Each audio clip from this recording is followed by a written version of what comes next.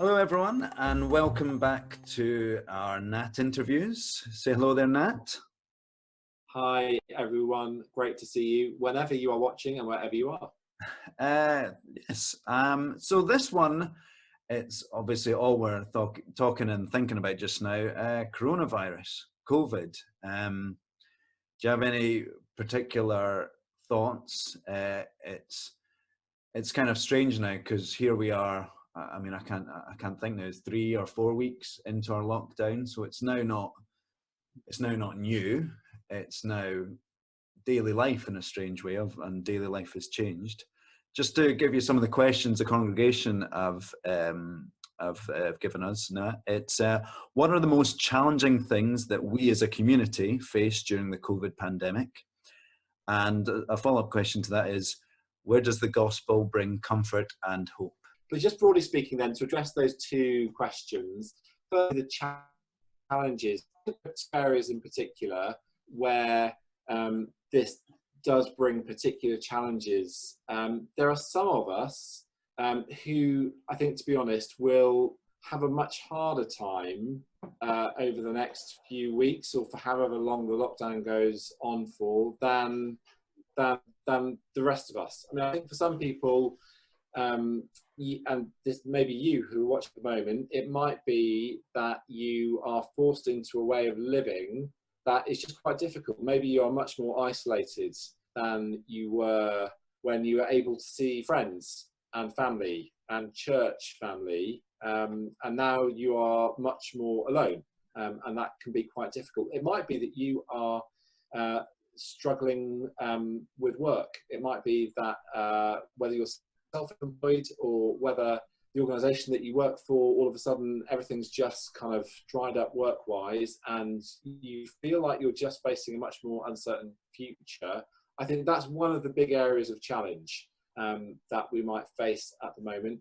If that is you and you're watching and you are struggling for either of those reasons or for another reason and you feel that you need some help, can I just ask you now please to let us know? If you could do with someone to talk to, if you're worried financially or for any other reason, please do tell someone. Maybe that's someone in your splinter, maybe that's someone on the leadership team, maybe that's me, if you feel happy enough to do that, but please do that.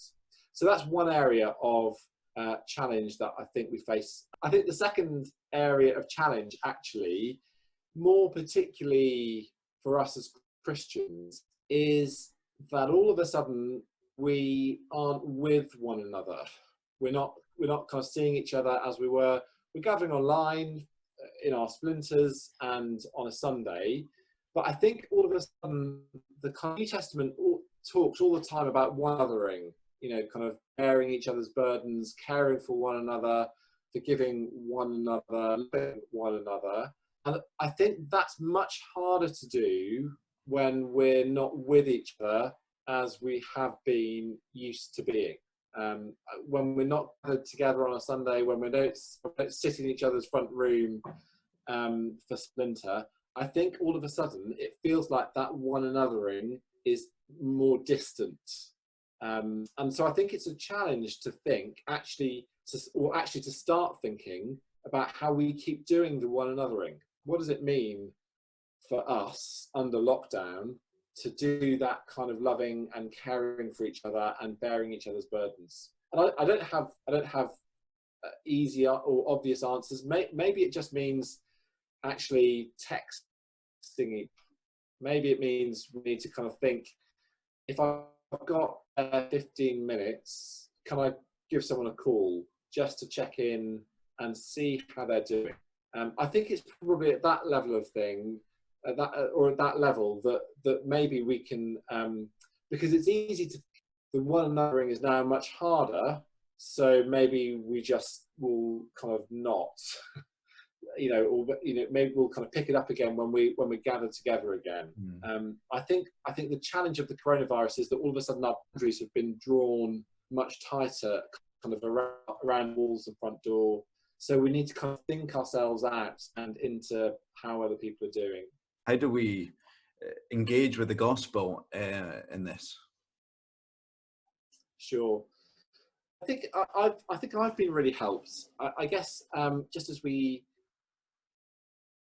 celebrate history, just to be reminded of how the gospel does speak really powerfully into our current situation. I think in particular the whole drama of Holy Week, culminating obviously on Good Friday, I think speaks powerfully into our own suffering, where and how we experience that. In that, it's that whatever else I want to say about the God that Christians worship and proclaim, he's not absent from suffering. He's not distant from suffering. The God of Good Friday is a God who knows what suffering is like, and has entered into it. Isaiah 53 talks about Jesus as a man of sorrows and acquainted with grief. And Good Friday speaks very powerfully to that. And so I think if you are feeling like you have been particularly hit by the coronavirus, maybe you've got friends who maybe you've had it, and you're just wondering kind of where God is. I think Good Friday tells us really powerfully that God is not absent, and is not that he has walked in those paths, and so can be with us now. But Easter Sunday also gives us hope, doesn't it? It gives us hope that the full of suffering and evil was encountered and experienced by Jesus on Good Friday, and he went through it and came out the other side. So there is hope for us. There is hope that in our greatest and most significant challenge, when we're kind of brought face to face with our mortality, which is what Corona, I think, has done for us, the resurrection of Jesus gives us hope. It gives us hope in the face of death at the end, that death doesn't make our existence meaningless. There is hope because Jesus died and rose to new life.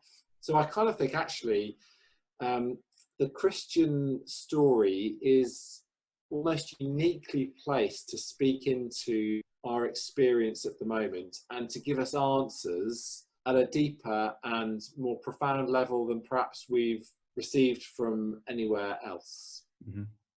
Okay. Angus, I know you might not be to the church here, but is there anything that you want to ask or come back on? Yeah, any well, of that? yeah, I'll be the same. I'd love to say I had some deep thoughts and profound thinking at things. I'm probably, Sure.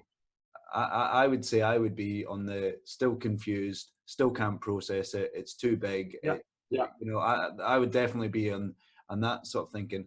The only question is thinking about, you know, our congregation is, I was going to say if you had anything particular to say to, we've got quite a few doctors, quite a few medical people. I wonder if you had any, I don't know, any particular words for them at the moment that, you know, might be different or, you know, to the general punters, if you like. Yeah, sure. Yeah, sure. I mean, I think the first thing is for those of you who have perhaps been redeployed, who are working maybe in a medical environment that you're not used to, I think the first thing would be to say on behalf of all of us, thank you. You do and are doing. And it might feel as though you're very, I mean, we all feel particularly distant, I guess, at the moment. Perhaps if you are away from family, if you're kind of concerned about transmitting anything to kind of loved ones, thank you for going through all of that, for obviously a job that you love, but also for the sake of the rest of us. We owe you real thanks. If there are particular ways that we can pray for you, please do let us know. I mean, I know some of the people who are involved in frontline services, but if there are people, ways that we can pray for you, please do say so. And I think if nothing else, I will be praying that you would know God's sustaining grace in the midst of what must be an incredibly stressful environment for you at the moment. You'd know his presence. So I suppose one of the things that I will pray for people in that situation is that they would keep being Christians, and that, you know, that they would continue to shape their lives around what it means to be a Christian in their environment, with all the kind of unique pressures and stresses and strains that it brings, that they keep serving Jesus in the midst of all of that. Cool. Thank you.